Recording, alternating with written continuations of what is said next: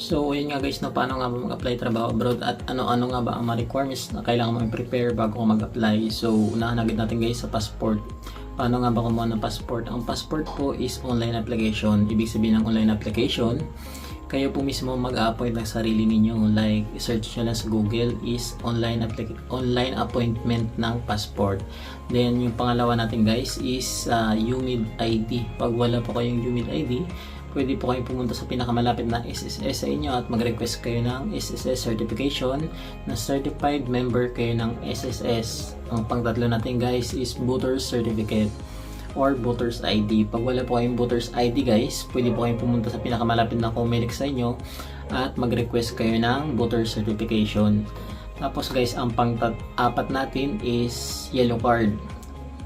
Paano nga ba kumuha ng Yellow Card? Search nyo lang guys sa Google is how to get yellow card or BOQ. Magsa-sign up lang kayo dun guys ng mga vaccine niyo kasi about sa vaccine yan guys. Tapos ang panglima natin is PAYOS. Paano nga ba kumuha ng PAYOS? Search, ganun din guys, search nyo lang sa Google is payos.gov.ph. Tapos guys, ang PAYOS kasi parang orientation niya para sa mga OFW na gustong ibang bansa para maging aware kayo sa mga rules and regulation bilang isang OFW. Then, ang pang-anim natin guys is registration.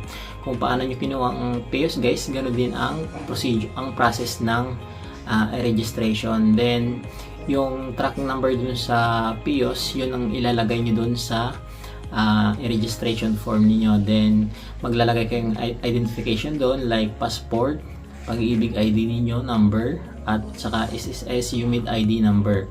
Yun lang guys. Tapos ang the rest ng mga requirements guys is like diploma, transcript of record, NBI, police clearance, barangay clearance at iba pa mga ano guys. Yung iba na lang guys, i-discuss na lang ng agency yun once na kayo ay na-hired at na-select ng employer.